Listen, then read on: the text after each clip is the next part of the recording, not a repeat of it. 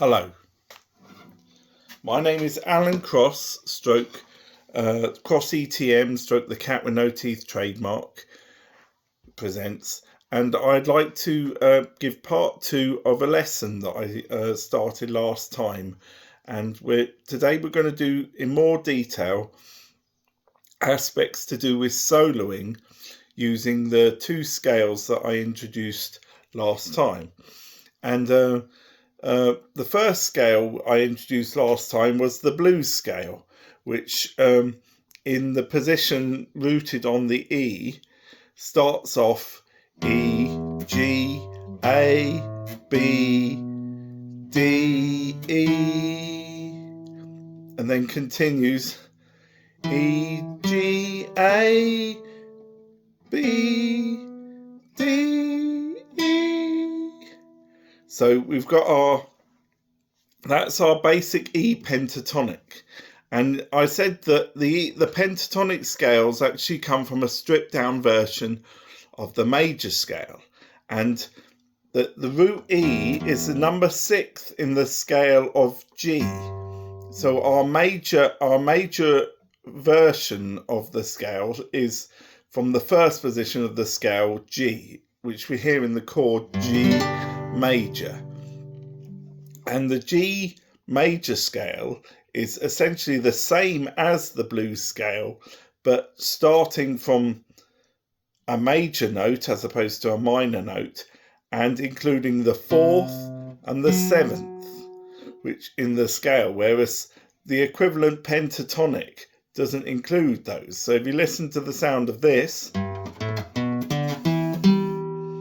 there's the minor sounding pentatonic, and here's the major with the 4th and the 7th in. So you've got 7 notes plus the octave, and that carries on up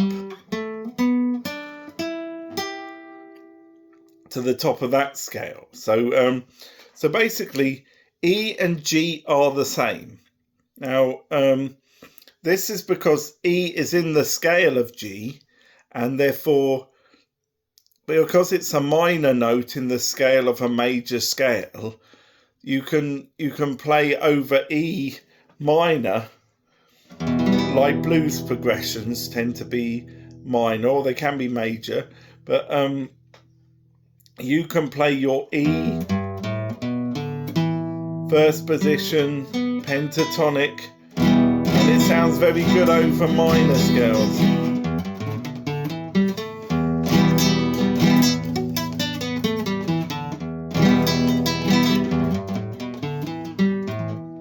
You see, and as you learn the guitar more, you can mix soloing in with chords easier.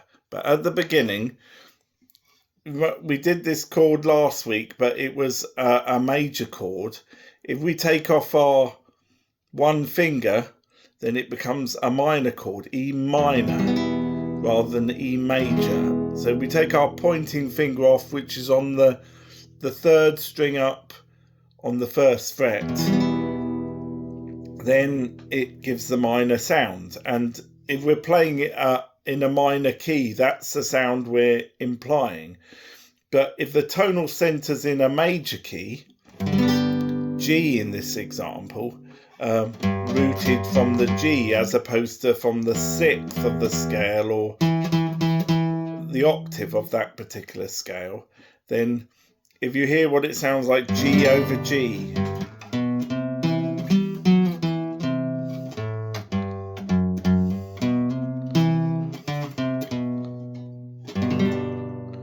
see that they naturally go over each tonal center, but they are in fact the same scale. And if you want to learn how to solo up the neck, learning the major scale is kind of learning the pentatonic scale, and the pentatonic is a very good guide to locating the major scale, isn't it, Doodle?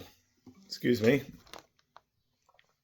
So when we look at our scales up the neck, we can play the pentatonic right up the neck, starting from our minor, our relative minor,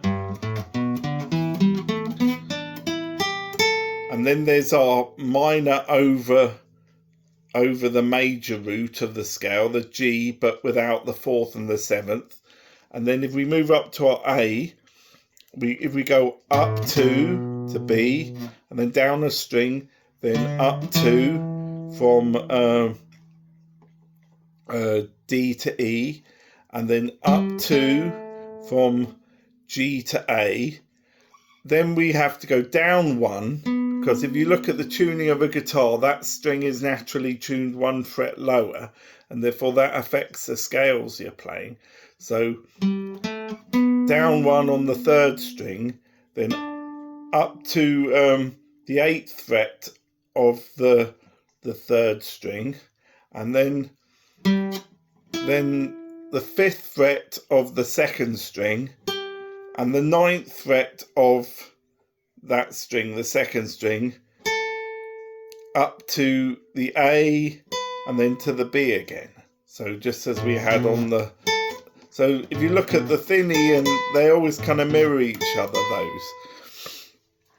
So anyway, if you want to start learning how to solo on the guitar, it's best to limit yourself at the moment to those 3 scales.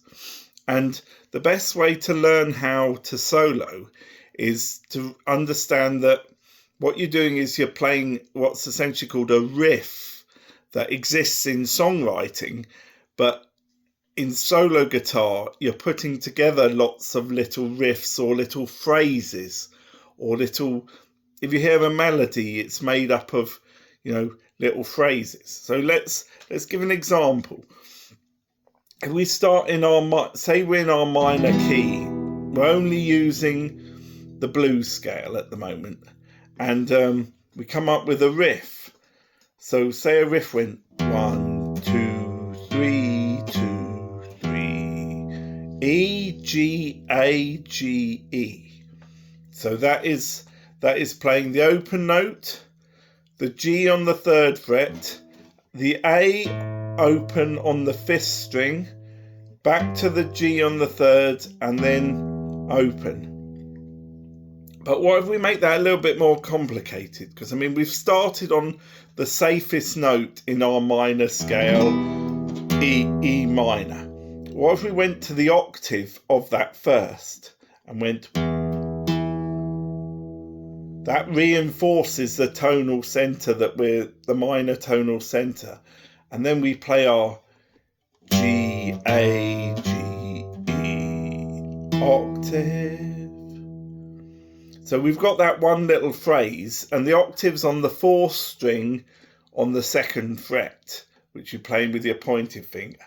But say we put that together, we miss out the next scale up, and we start from the A position of the blues pentatonic and the major scale, incidentally, and we come up with a riff from that. So we go from 5, 7, and then down a string, 5, 7 on the 5th string, and then 5, and then back down again, 7, 5, 7, 5. So if we put the 2 together, we have E, E,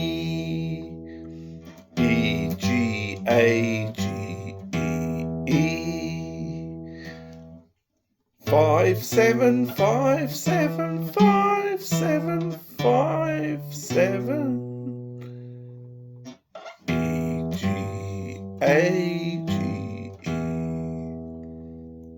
So that's you can see how those 2 riffs, when you put them together, if you think of a solo, it's lots of different little phrases put together with techniques, all playing around a tonal center, which is actually the G major scale, if you think of it from G as your root note. But we're starting from E, then we're implying a minor scale. And blues is very often useful in when people are playing over minor chords or major chords, as long as you're centering it around the minor center of the E minor. So if we had like...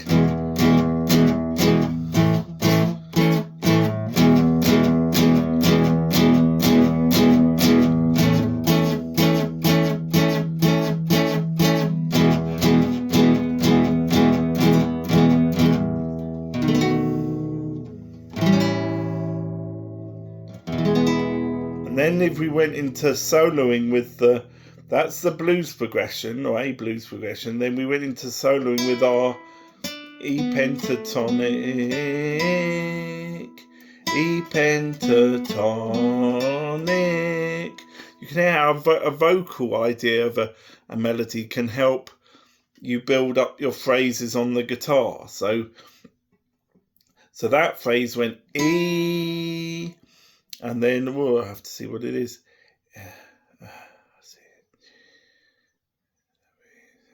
Yes, E, D, B, D, E. So I had to get the notes right there. And then if we add a G, G, E, G, E, get a lot of tension going between the tonal center and the G. So if you bend the G, it kind of increases that tension. And there are a lot of other techniques you can use, like you can hammer onto notes. So if we go back to our tonal center E and go E, on, off, you can hammer like that. Or if you do it faster, it gets a kind of trill effect, a bit like you get from a wah pedal. Anyway, so that's what you need to know basically for those three positions of the blues scale. If we're turning it into a major scale, rooted from the G of the tonal center, we're adding the fourth and the seventh, I